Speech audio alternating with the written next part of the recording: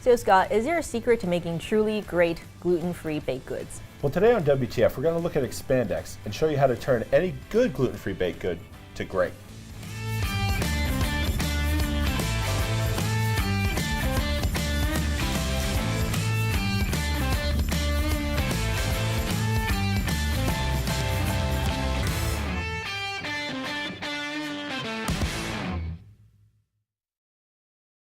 Hello and welcome to WTF, where we transform food here in the Modernist Pantry Test Kitchen. I'm Chef Scott Guerin. And I'm Janie Wang, the owner of Modernist Pantry. Today, Scott and I are going to be talking all about Expandex, which is a wonderful ingredient for gluten-free baking. As you can see here, we have made a few treats that we hope to share with you today and hopefully inspire you to get started in your own Expandex experimentations. Oh, I said that without stumbling. Amazing. So let's get right into it, Scott. What exactly is Expandex? So Expandex is a modified tapioca starch, and a lot of people ask, is it GMO? It's non-GMO, so it's just you take tapioca starch, which is a really amazing kind of starch, and they derive different things out of it, and this one helps gluten-free foods. Yeah, and I think when people hear modify, sometimes they get a little worried, like, what does modification mean? I think without getting like super nerdy and technical, like what does it mean when we modify, not we personally, but when an ingredient is modified? So when it's genetically modified, it's modified before it's even grown. With modified like this, it's, you pull out certain starches or certain elements of it, and then you just really focus on what it does for certain aspects. Like with these gluten-free foods, it's it's enhancing that elasticity that you get from tapioca starch. Yeah, and one of the big questions that we always get here is like, well, why can't I just use the big grocery store brand tapioca starch? And I think we're kind of touching upon it. I think it's a hard concept for people to understand, but can we go into like a little bit of detail about just exactly what properties of baking is enhanced by Expandex? So obviously this is a gluten-free product, and it's used for gluten-free breads, and in gluten-free bread we're searching to make these things like they would be if they had gluten. And what gluten is, it's a protein that is very stringy, and it captures those air bubbles, so either from yeast or from chemical leaveners, baking soda, baking powder, whatever it happens to be, and it traps them in there, so as the bread grows, the air bubbles don't go out the top. That's what you want. When you are using just like rice flour or potato starch, those things just allow the air to come out the top, or whatever gases are created in there.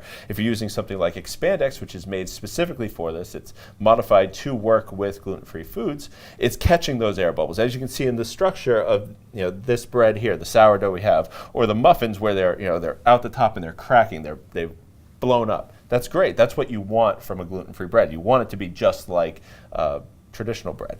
Yeah, and I love the way that you just explained it, because it's so easy to visualize when people think about gluten structure and when they think about volume and crumb. But I don't know. I love it. It makes it really clear. An easy way to think about it is if you get a pizza and you always see those big air bubbles, that's it trapping the air in.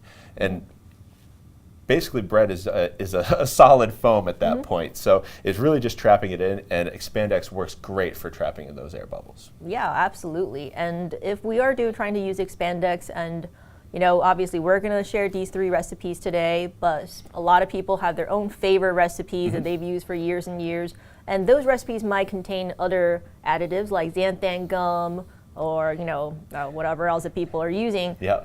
And they're like, why should I use Expandex instead of my favorite xanthan gum? So Expandex works great with any, bread recipe. You just replace 10 to 12, sometimes even up to 15% of the total weight of the flour with Expandex.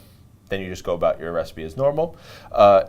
If you wanted to replace something like xanthan gum, like in all these recipes, I did add a little bit of the I'm-free gluten replacement, which we did an episode on as well. So, these work. We're adding ingredients. We're trying to find the perfect one for each recipe, and every single recipe is going to be slightly different. So, you want to use either the Expandex or the I'm Free is that you don't get that gumminess, that it's this mouthfeel that is just so unpleasant. It's like a slick mouthfeel, and that you don't get that from traditional bread or baked goods. You get a nice, crumb structure. It falls apart. It's tender. You don't get a gumminess or like an overly amount of chewiness when you're having a bread. Yeah, and if you are curious about the gluten replacement, it's a pretty specialized product, and you can watch episode 125, I want to say. in order to kind of learn more about that. And often in our kitchen, we will use Expandex and the gluten replacement in conjunction just because they couple very nicely together to kind of enhance each other's properties. So we have 3 super tasty looking treats here. What do we have? All right, so we're going to start with the sourdough because this is really cool. And we used our I'm Free Perfect Baking Pan, which has the high side, so it allows it to kind of creep up the side of the pan as it's expanding. It's called Expandex. And you get a really beautiful sourdough. And I also use Floridan in this, which is a sourdough culture. So I add this to a little bit of, it'll all be on the blog, but it's a mixture of our I'm Free gluten-free flour, Expandex, and a little bit of the I'm Free gluten replacement. You mix it in there with some water, some of the Floridan, and it creates its own starter culture for sourdough. You can use it in traditional sourdough or gluten-free sourdough.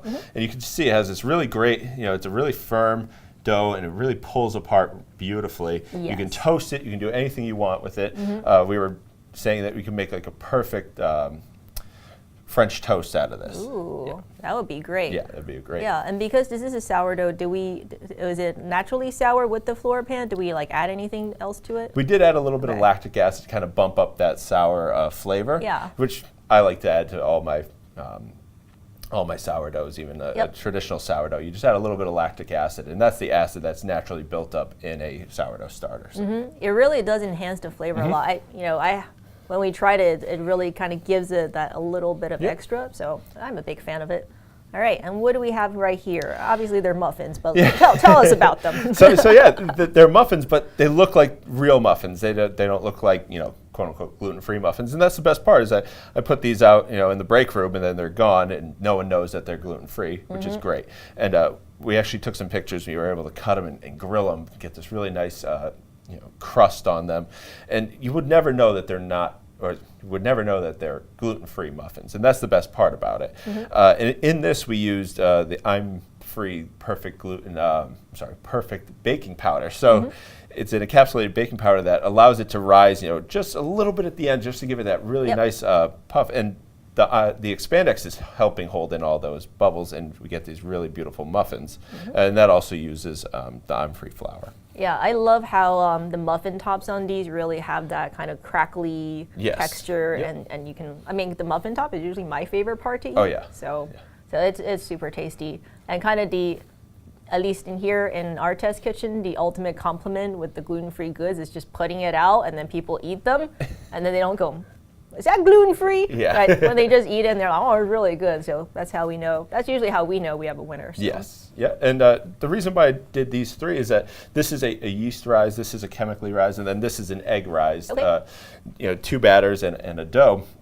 So the brownies, there's eggs in them. There's a lot of chocolates, things that generally bog down and just become these, dense bricks. And that's actually really great because it has held on to the air bubbles that come from the egg and the structure that comes from the egg, but it still has that fudgy center. It still has the crisp top, that you get from the sugar, and the Expandex really helps with the crumb on that. So Janie, I mean, I've been looking at them all day. I did eat one of them. They're not all there from the pan, but if you wanted to eat some, you could absolutely go. But so we can crack one open right here. Yeah, you can see I love this. So good. Nice and fudgy on the inside. That's exactly what you want. And you know what? They're not gluey at all. That's the best part. When you add too many gums. Yep. Sometimes you get them and it's just like this. The only way I can explain it is like slick. It's this off-putting. Oh, this is gluten-free. I don't like this. So your body tells you don't like it, but that tastes like a real brownie. It looks like a real brownie. It's exactly what you want. Oh, so chocolatey. Yeah. So hopefully we've given you a few ideas to get started in your kitchen. Again, if you do want to use this, it's about 10 to 12% by way of the flour. Yep. Okay, so not your total ingredients, just the flour. Just the flour. All right, cool. And we will have these recipes up on the blog, so you're welcome to either play around with them or to substitute this into your favorite recipe. And again, if you haven't checked out the gluten replacement episode, it is $125. And lastly, Do we have a special promo code we want to offer people? We do have a special What is this promo code. What is it? It's very easy. If you go to modernistpantry.com and you type in I'm free, that's IMFREE, into the promo code section, you can get this pan for 50% off. You like how I did that right there? Yeah, I did. Nailed it. See, it's really cool because without a pan of this height, you would not be able to get a bread of this height. Yeah, and they don't generally make pans that are this tall. You'd have to, do some weird finagling with a piece of foil, and just not the same. Yeah, and if you do have any questions about gluten-free baking, feel free to write into us. We're always happy to help with any questions or help you perfect the recipe. So from here in the Modernist Pantry Test Kitchen, I'm Janie Wang. And I'm Scott Gary.